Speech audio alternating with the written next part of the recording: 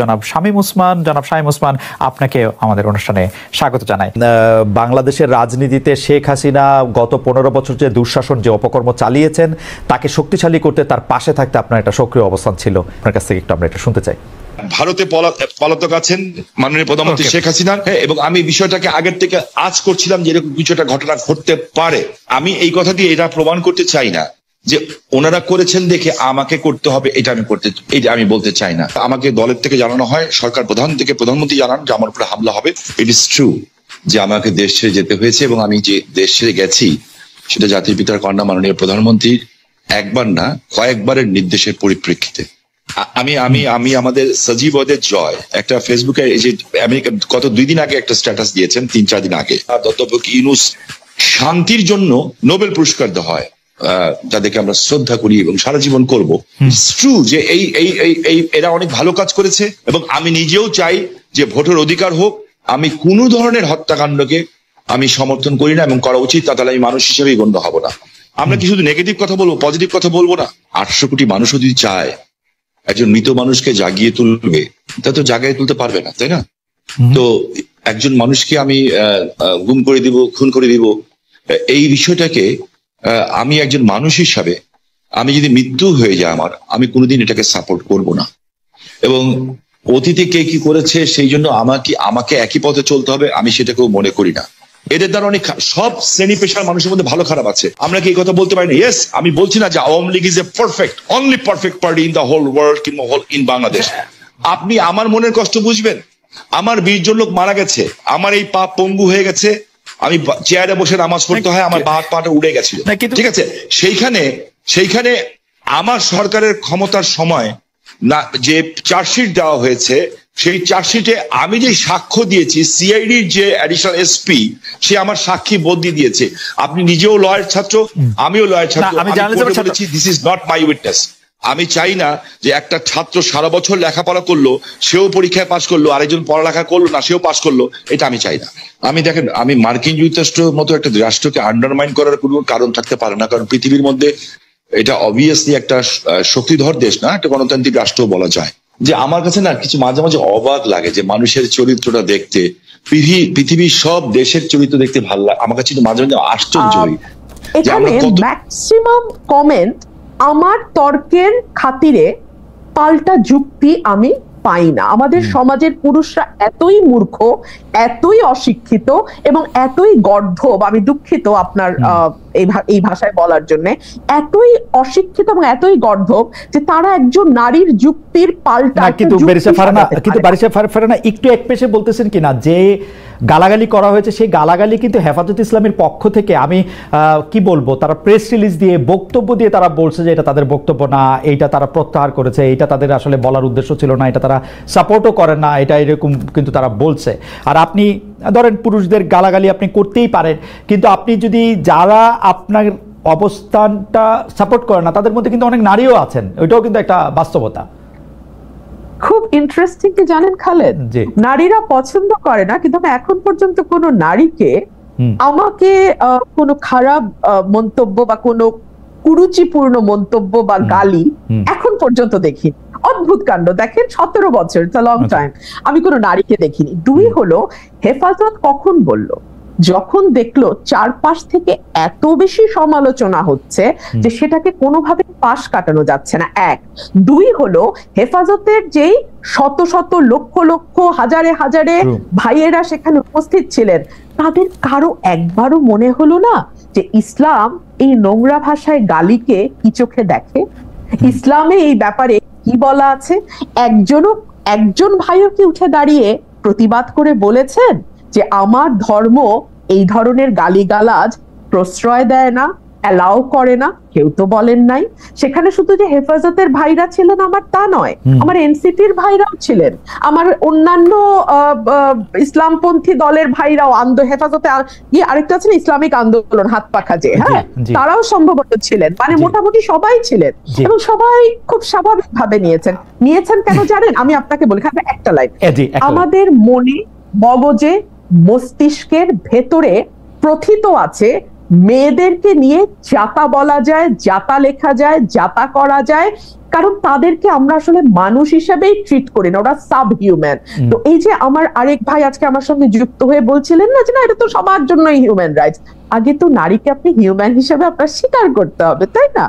Sub human human রাইটসের কথা বলছেন। বেশা ফারহানা, আপনি যদি একটু বিএনপির চোখ দিয়ে আপনি এই অধিকারগুলির কথা একটু বলতেন, যে নারী, শ্রমিক, জাতিগত, ধর্মীয়, বিএনপি দল হিসাবে তার অঙ্গীকারটা এই জায়গা থেকে সে কেমন ভাবে দেখে প্র্যাকটিক্যালি, মানে যেহেতু আপনি আজকে অনেকগুলি বিষয় আপনি একটু বলেন তো যে নারীর প্রতি আসলে বিএনপি আসলে কেমন, শ্রমিকের প্রতি কেমন, জাতিগত, ধর্মীয়, ভাষাগত, লৈঙ্গিক। কারণ আমরা সবসময় দেখেছি যে বিএনপি বা আওয়ামী লীগ তাদের রাজনৈতিক সীমাবদ্ধ দৃষ্টিভঙ্গি বা কায়েমি স্বার্থবাদিতার দৃষ্টিভঙ্গি থেকে আসলে এই ইস্যুগুলি ডিল করে, কিন্তু দোষ দেয় অন্যদের।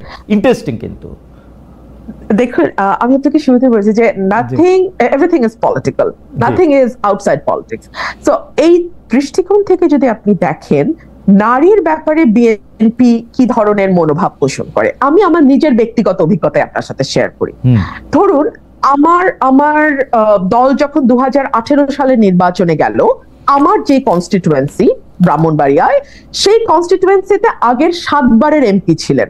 সুতরাং সঙ্গত কারণেই নমিনেশন চাওয়ার পরেও আমি নমিনেশন পাইনি, ওই ভদ্রলোক পেয়েছেন এবং উনি জিতেও এসছেন। সো বিএনপির ওই চয়েসটা হয়তো ঠিকই ছিল, কিন্তু সংরক্ষিত নারী আসনে বিএনপি কিন্তু আমাকে মনোনীত করেছে। আচ্ছা, আমাকে মনোনয়নের পেছনে কারণটা কি? সাধারণত আমরা দেখি সংরক্ষিত নারী আসনগুলোতে কোনো না কোনো মানে দলের কোনো না কোনো নেতার স্ত্রী কিংবা তার কন্যা কিংবা তার বোন কিংবা তার ভালো বন্ধু, এরাই কেবলমাত্র সংরক্ষিত নারী আসনের মনোনয়ন পেয়ে থাকেন। আমার কিন্তু সেরকম কোনো ব্যাকিং এই দলটিতে নাই, একেবারেই নাই। সো আমার ইউএসপিটা কি ছিল? আমার ইউএসপি ছিল আমি ওরেটর, আমি কথা বলতে পারি, এবং ওই সময় বিএনপির প্রয়োজন ছিল পার্লামেন্টে এমন একজনকে পাঠানো যে কথা বলতে পারে, যে বিএনপির কথাগুলো মানুষের সামনে তুলে ধরতে পারবে। সো ওই দিক থেকে চিন্তা করলে আপনি দেখেন আমাকেও আমার ওই ইউএসপিটাকে ইউজ করেই সংসদে যেতে হয়েছে। আপনি যদি এটাকে আরো ব্রডার পার্সপেক্টিভে আমরা দেখি, ফর এক্সাম্পল জেনারেল নমিনেশনের ক্ষেত্রে, খালেদ ভাই আমি এখন যদি আমার দলকে দোষ দেই যে কেন তারা নারীকে আরো বেশি নমিনেশন দিচ্ছে না, কেন 50% নারী যেই দেশে সেই দেশে বা 53% সেই দেশে কেন অন্তত 33% আসনে, ঠিক আছে 33% আসনে আমরা সরাসরি নারী মনোনয়ন দেখছি না কেন জানেন? বিকজ দুটো কারণ। এক হচ্ছে আমরা সত্যিকার অর্থে জিতে আসার মতো সেরকম নারী ক্যান্ডিডেট অতগুলো নেই, আসলেই নেই খালেদ ভাই। এর জন্য কিন্তু শুধুমাত্র পলিটিক্যাল পার্টি দায়ী না, এই জন্য আমাদের সমাজ ব্যবস্থা দায়ী, আমাদের পারিবারিক ব্যবস্থা দায়ী, আমাদের রাষ্ট্র। না, আমি আপনার সাথে সম্পূর্ণ একমত। আপনি চমৎকার করে বলেছেন, কিন্তু পলিটিক্যাল পার্টিগুলির তো একভাবে লিড নেয়ার থাকে। এখন আমরা যত বেশি জামাত শিবিরের, এনসিপির বা আওয়ামী লীগের সমালোচনা করি, এটা না করার ক্ষেত্রে সেই সমালোচনাটা আসলে বিএনপির এগেইনস্টও আসলে করতে পারবো কিনা, বিএনপি মুখে যা বলে আসলে সেটা প্র্যাকটিক্যালি তা করে কিনা। খালেদ ভাই আমি কিন্তু মনে করি যে ডিসক্রিমিনেশন যেটাকে বলা হয় শুধুমাত্র নারী হবার কারণে, আমরা যদি এভাবে let's put it in this way, just because তুমি নারী সো তুমি ওই জায়গায় যেতে পারবে না, না বিএনপি এটা বিশ্বাস করে না। কেন আমি বলি আপনাকে, আমাদের প্রত্যেকটা আসনে কিন্তু জরিপ হয় খালেদ ভাই, একটা দুটা না, কয়েকটা জরিপ হয়, দলের কয়েকটা জরিপ হয়, এজেন্সিগুলোর জরিপ হয়, এই জরিপের রিপোর্ট কিন্তু দলের একেবারে টপ পর্যন্ত যায়।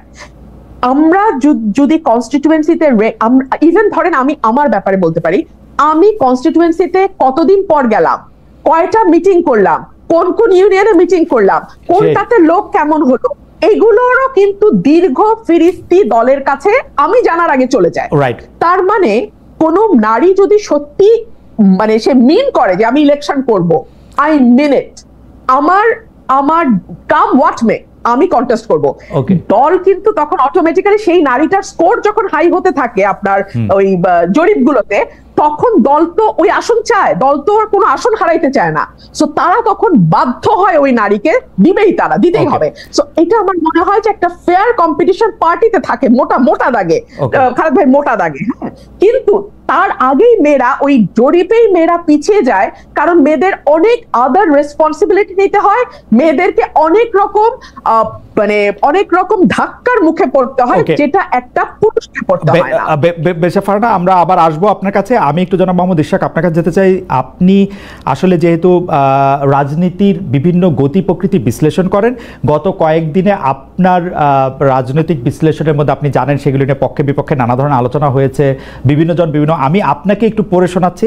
আপনি জগন্নাথ বিশ্ববিদ্যালয়ের বর্তমান সরকারের একজন উপদেষ্টা জনাব মাহফুজ আলমের মাথায় বোতল ছুঁড়ে মারা নিয়ে আপনি বলেছেন, আমি আপনাকে কোট করছি, বোতল কে ছুঁড়ে মেরেছে তা তো মুখ্য না, কোনোদিনই মুখ্য ছিল না, মুখ্য হচ্ছে এটা নিয়ে যে রাজনীতি হবে সেটা জাসি দায়ী। অর্থাৎ আপনি বোধহয় জামাত শিবিরকে বলেছেন, এই কারণে যে আপনি পরিষ্কার করবেন সেটা, জাসি বোতল ছুঁড়ে মেরেছে, জাসি দায়ী কারণ জাসি সবাইকে শত্রুতে পরিণত করেছে, এমন কেউ আর অবশিষ্ট নাই যে জাসির পক্ষে কথা বলবে। লাস্ট আপনি বলছেন, যদি সবাই মিলে একটা মিথ্যাকে সত্য বলে তাহলে মিথ্যাই সত্য, জাসি এই সত্যটা বোঝে নাই জন্য শাহবাগে হেরেছে, আবার হারবে। আপনি যদি একটু আমাদের ব্যাখ্যা করেন, জাসি বলতে আপনি নিশ্চয়ই জামাত শিবিরকে, আমার মনে হচ্ছে যে আপনি নিশ্চয়ই জামাত শিবিরকে বুঝিয়েছেন, আপনি এটা যদি একটু আমাদেরকে ব্যাখ্যা করেন। আর আমি একটু আপনার জন্য একটা ছোট্ট করে একটু বলি আমাদের দর্শকদের জন্য, যেই ছোট ছোট ক্লিপিংসগুলি দেখা যায়, আমি দর্শকদের অনুরোধ করব আপনারা দেখবেন যে এগুলি আমরা ঠিকানা থেকে আসলে এগুলি আমরা কখনো মানে একদম শর্টস যেগুলি আমরা করি সেগুলি বাদে অন্য অনেকগুলি জায়গা থেকে, এইখান থেকে একটা কথা সেখান থেকে একটা কথা দিয়ে যেগুলি করা হয় সেগুলির সাথে কিন্তু আমাদের কোনো সম্পর্ক নাই, আপনারা নিশ্চয়ই এগুলি বুঝতেও পারেন। আমি বেশার ফারহানার কাছে আমি এই প্রসঙ্গটা দিয়ে আসলে একটু শেষ করতে চাই, এবং দর্শকদের মধ্যে থেকেও এই প্রসঙ্গটা আছে যে আপনি এই জামায়াতের বা বিএনপির এই রাজনীতি বা এনসিপির রাজনীতির ক্ষেত্রে যেগুলি প্রশ্ন, মুক্তিযুদ্ধ, তারপরে হচ্ছে ইসলাম বিরোধিতা বা ধর্ম বিরোধিতা বা সংখ্যালঘুতা ইত্যাদি যে প্রশ্নগুলি আছে, সেই প্রশ্নগুলিকে কিভাবে আপনি ডিল হতে যাচ্ছেন এবং সেটা আসলে কোন দিকে যাচ্ছে।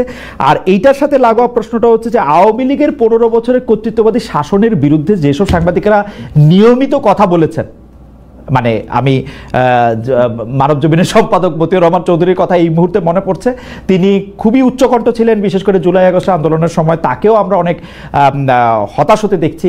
এই ফিলটা আপনারও হচ্ছে কিনা, দুটি মিলিয়ে যদি একটু বলেন। আচ্ছা, আমি প্রথম প্রশ্নটাতে আসি।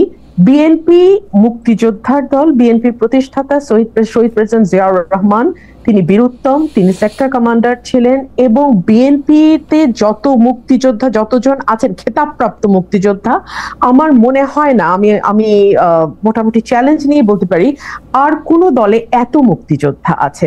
সুতরাং মুক্তিযুদ্ধকে অস্বীকার করা, মুক্তিযুদ্ধের গরিমাকে খাটো করে দেখানো, এটা বিএনপি দল হিসেবে বিএনপির মর্মমূলে আঘাত করে। এর আগের প্রশ্নে আমি আপনাকে যে উত্তরটা দিয়েছিলাম জামাত এবং বিএনপির জোটের ব্যাপারে, আমি আপনাকে পরিষ্কার করে বলেছি ভোটের রাজনীতিতে জোট একটা বাস্তবতা, কিন্তু দ্যাট ডাজন্ট মিন যে দুটো দল যারা জোটবদ্ধ হচ্ছে তারা আদর্শিকভাবে একই আদর্শ ধারণ করে। কারণ যদি একই আদর্শ ধারণ করতো তাহলে তো একটি দলই হতো, তাহলে তার দুটি দল হতো না। দুই হচ্ছে, এই অভ্যুত্থানের পরে যে বিষয়টি আমাকে সবচেয়ে বেশি আহত করেছে সেটি হচ্ছে পলিটিক্স তো আসলে দুই ধরনের, একটা হচ্ছে আইডেন্টিটি পলিটিক্স, একটা হচ্ছে ওয়েলফেয়ার পলিটিক্স। আইডেন্টিটি পলিটিক্স সেটা ধর্মের ভিত্তিতে হতে পারে, জাতির ভিত্তিতে হতে পারে, যেমন গত 15 বছর আমরা জাতির ভিত্তিতে দেখেছি, বাঙালি জাতি, হ্যাঁ, মানে 1000 বছরের বাঙালি জাতি, এই আইডেন্টিটিটাকে আমরা মানে বেস করে পলিটিক্সটাকে রান করতে দেখেছি। ফর এক্সাম্পল ভারতে আমরা মোদির রাজনীতি দেখি, হিন্দুত্ববাদ, হিন্দুকে আইডেন্টিটি ধরে তারপরে তার রাজনীতিটা সেখানে ঘুরপাক খায়। আর পাশাপাশি যেটা ওয়েলফেয়ার পলিটিক্স, সেটা আপনাকে শিক্ষায় আপনি কি করবেন, স্বাস্থ্যে আপনি কি করবেন, সামাজিক সুরক্ষায় আপনি কি করবেন, বৈষম্য নিরসনে আপনি কি করবেন, বেকারের জন্য আপনি কি করবেন, অর্থাৎ কল্যাণমূলক যেই রাজনীতি, সেটার একটা আলোচনা, সেটার একটা ডিবেট, সেটার একটা মানে দ্বার উন্মোচন হবে, এই আশাটা আমি করেছিলাম, হয়তো বা খুব বেশি আশা করেছিলাম। কারণ আমি দেখলাম ঘুরে ফিরে আমরা কিন্তু খুবই এমন সব তাত্ত্বিক আলোচনায় নিজেদেরকে আটকে রাখছি যে আলোচনাটা নিয়ে না, বিশ্বাস করেন, আমি তো খুব রেগুলার গ্রামে থাকি, গ্রামে আসি, আমাদের সাধারণ মানুষের ন্যূনতম কোনো চিন্তা নাই। এখনকার গুম খুন নিয়ে আপনি আসলে কি বলবেন, যে সরকারের জায়গা থেকে এটি বারবার অস্বীকার করা হচ্ছে, কিন্তু এটি একটি বাস্তবতা, এই বাস্তবতাকে শামীম ওসমান কিভাবে দেখে, আমাদের যদি খুব সংক্ষেপে একটু বলতেন। আমি আপনাকে একটা জিনিস স্পেসিফিক্যালি বলতে চাই খুব পরিষ্কার ভাবে, আমি একজন হিউম্যান বিং হিসাবে আমি কোনো ধরনের হত্যাকাণ্ডকে আমি সমর্থন করি না এবং করা উচিত, তাহলে আমি মানুষ হিসেবেই গণ্য হব না। আমরা কোনো খারাপ জিনিসকে আমরা আশা করি না। আমার যে বক্তব্যটা হচ্ছে, আমি কোনো কিছু গোপন করে কথা বলতে শিখি নেই, কারণ আমি সাদাকে সাদা বলার, কালাকে কালো বলার। বাট আমার তার আগে আপনার মাধ্যমে খালেদ ভাই, আমি কালকে বাঁচবো না জানি না, আপনি একটা ভালো জায়গায় আছেন, জার্মানি একটা ডয়েচ টেলিভিশনের সাথে আছেন, আমি আপনার কাছে অ্যাপিল করছি, রিকোয়েস্ট করছি, আমি যদি অ্যাম্বাসাডারদের সাথে কথা বলতে পারি, কিংবা বিদেশে যেয়ে যদি বড় বড় মন্ত্রী মিনিস্টারের সাথে কথা বলতে পারি, আমি কিছু অভিযোগ দিব।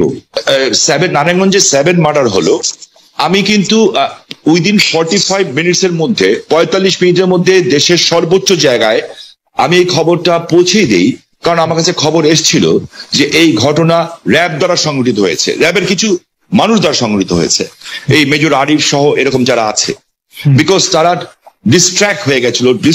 যেহেতু আমি এলাকার মানুষ, আমাকে সবকিছু খবর রাখতে হয়, এবং আমি স্বরাষ্ট্রমন্ত্রী মহোদয়কেও জানিয়েছিলাম বিষয়টা, যে something is going on, but এত বড় দুর্ঘটনা হবে এটা আমি বুঝতে পারিনি।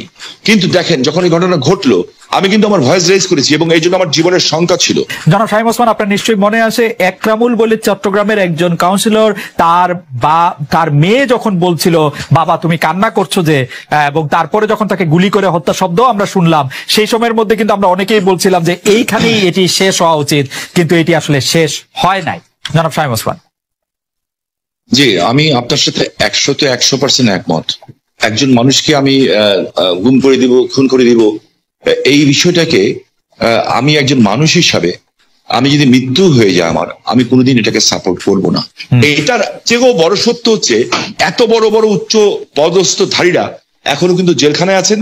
যেমন বিএনপির নেতা সালাউদ্দিন সাহেব, ওনাকে গুম করা হয়েছে, খুন করা হয়েছে বলা হলো, ঠিক আছে, তো বিএনপি নেতা সালাউদ্দিন সাহেবকে তো পাওয়া গেল ভারতে। আমার চোখের সামনে যখন নারায়ণগঞ্জে একটা পরিবার আগুন দিয়ে বাসে পুড়িয়ে মেরে ফেলা হলো, আমার চোখের সামনে নারায়ণগঞ্জের যাত্রাবাড়িতে বাসে শুয়েছিল ড্রাইভার আর কন্ট্রাক্টর, তাকে আগুন দিয়ে পুড়িয়ে মারে হলো, ওস্তাদকে মাথা দিয়ে যে কন্ট্রাক্টর পুড়িয়ে ফেলো, 85 জন মানুষকে পুড়িয়ে ছাই করে দেওয়া হলো। এটার নাম রাজনীতি। আর তাদের বিচার হলো না কেন? যারা আগুন সন্ত্রাস করলো এই দেশে, যারা পুলিশকে পুড়িয়ে মারলো, সাংবাদিককে পুড়িয়ে মারলো, জজ করে বোম মারলো, এবং বিভিন্ন স্কুল সেন্টার উড়িয়ে দিল। আমি এই সরকারের কাছে প্রশ্ন রাখতে চাই, এই সরকার